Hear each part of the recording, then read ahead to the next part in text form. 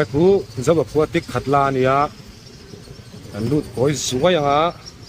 chung cái anh zuaih đó này, cal coi pain, coi lâu chuột pain, cal về zuaih này.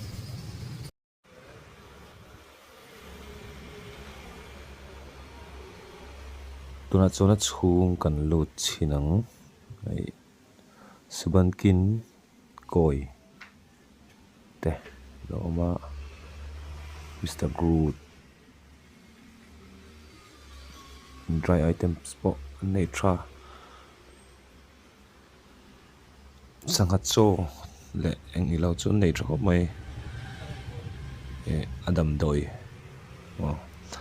adam doi po tam takani chi sang reef teng le freshwater teng ami tu te sponsor tiang reng kamo om nual chon stock hi kan nei that lo la yan tia ma se hei rinai tak chuan nei tha tianin lo thleng le tur la oma kan thok thok nga nakina asanga bil te pon bi chian na de kan nei ve chinanga dor hi alian rewa nei het lampang hi wan dewa bil sunan kan rel vak vak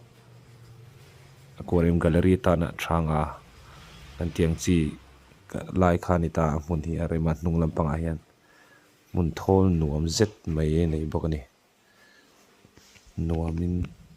a thoven thak changkang rui mai ne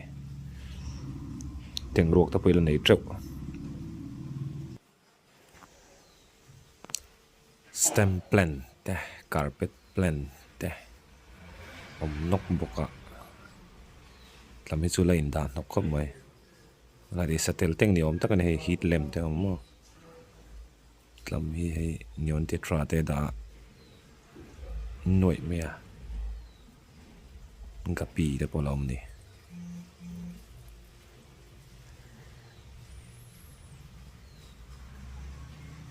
hitlama hianin teng siam sa mo ready made tangani chu hetlaya amana lo siam to sang chi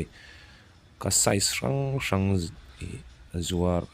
a heng ho hi order san mai the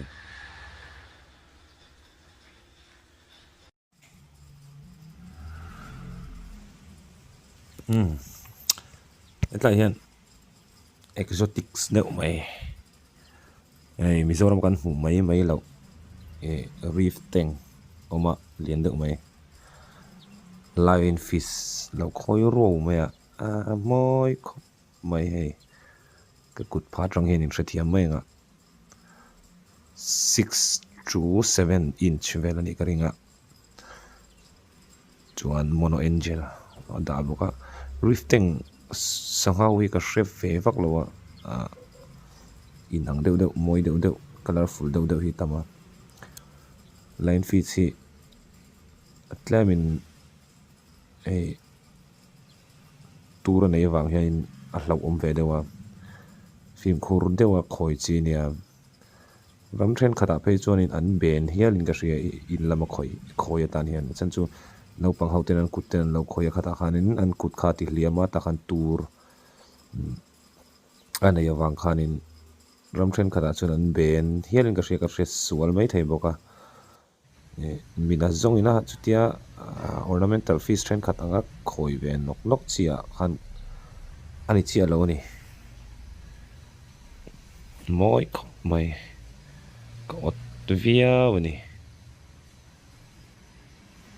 chuan lai thi lo chiang vak lo a on thei lo a moi turangin alang moi lo mai zo ni tama po hena oma he lung nen clownfish ni mo te kan hriat la rang khamo tiang kha lo oma tiang hi kan khoi ve du chun zo aquatic hi pan chi ber mai ni an ni hi mizoram a chun expert pol ni ve a in khoi du chun pan mi aro tlai Monte Carlo dry start me ka ni kan dry start ve kan ti troi zela dry start ve le tur ni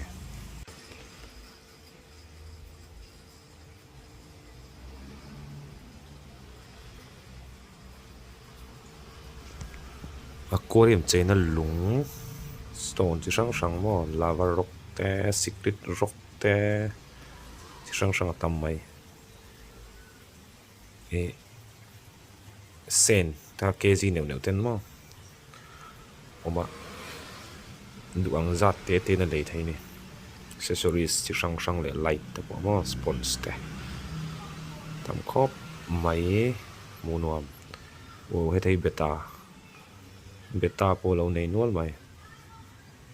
hi dang dai feel maya nal katia tiang howi plak o kati yang howi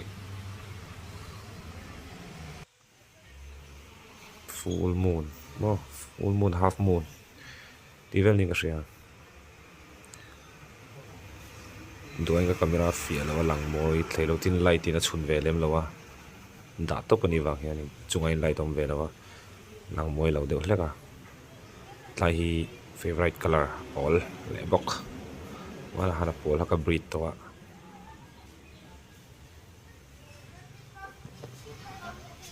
split teng lo nei thlap ipoi lei thayang ka ring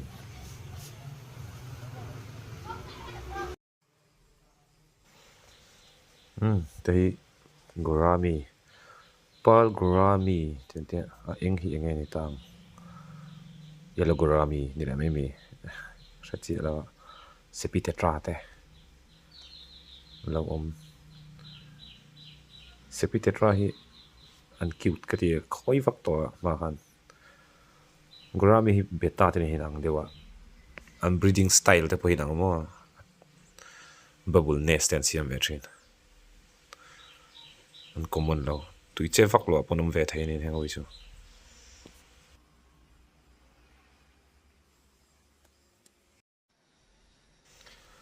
ta hen fish bola Monte Carlo dry start thian soilan da an tuang tokin an da a chu chu saharin an tuama light an chuna tuin spray zeu zewa kan air lut lo turin an tia ten kan moi tokin ron tro thai ni chuan a moi an ti to pa tuin da le mai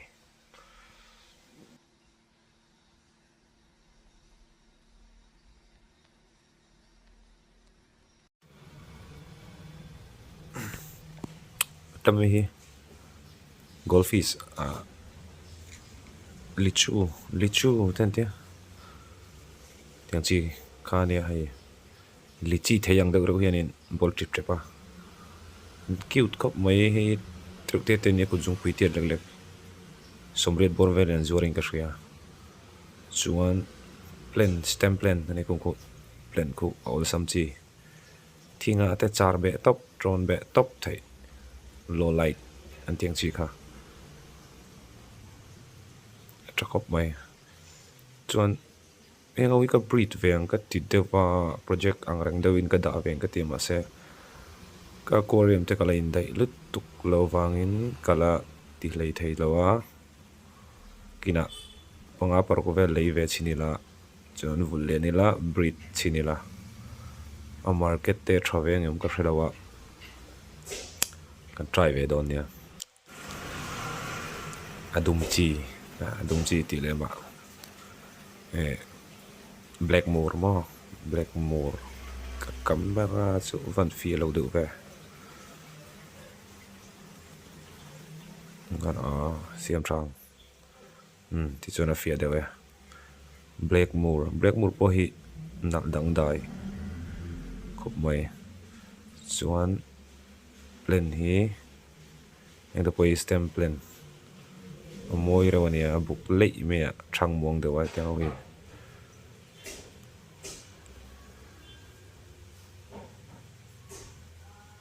moi ko mai blackmore hi common lo a common thawa ma se dang dai ka ti oranda ni ka ria ni saka pon che nu moi vid vet ko mai tin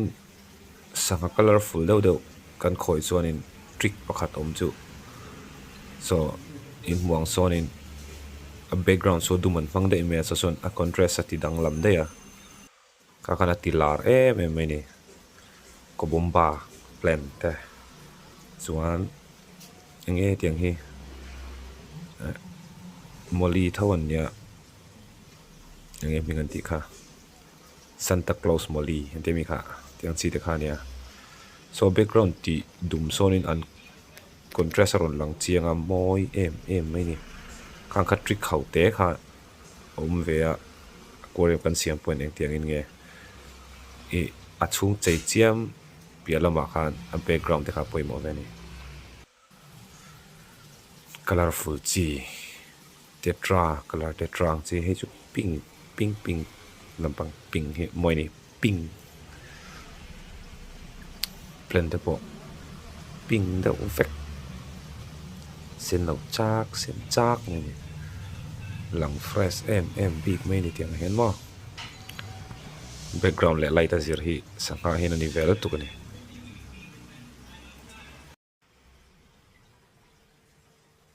hele riau mai dona leu luo mai a flower horn he hoi to SRD antia super red dragon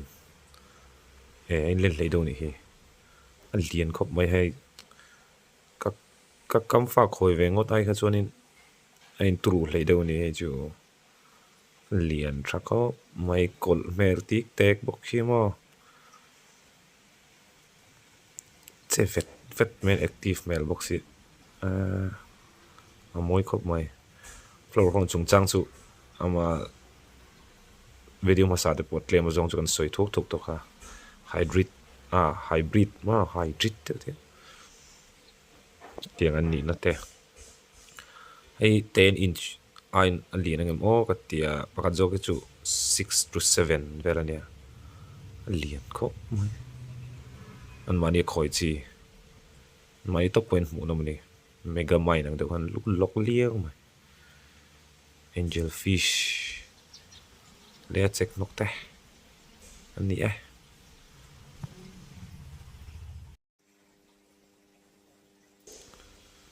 hey ve thungi ka frame mi elo hi molly ai por te ma me convict pian ang deu a pian hi ni a lu lampang hi perot te po ang deu box an te ro khop maya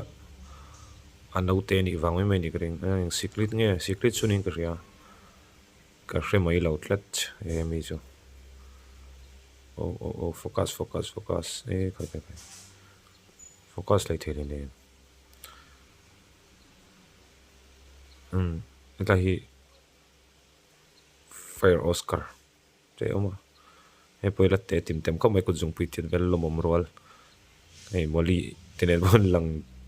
in size de orang mi ni am moi zer ko mai oscar i khoi trek to boy bo kalom zong tak men nia blue akara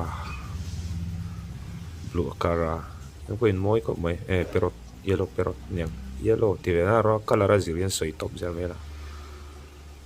so sa sakar bet troi boga akara ti te ichu dwarf cichlid antidawa tlema te do chi mo cichlid te do chi kolve fing de peacock base te an ni pero chulian ve en mui hi avaki riau me se van se perot fish mo perot fix cichlids tentia perot ani na lai ki intratiam me perot to hi moi vel ki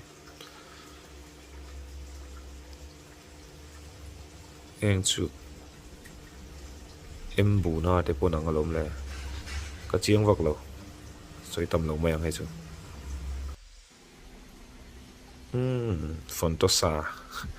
fontosa mu to hi chuanin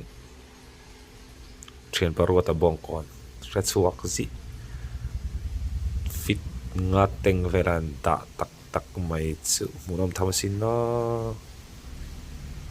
fonta sa hi tawa changkang boka chuan chi hrang hrang nom fonta sa hian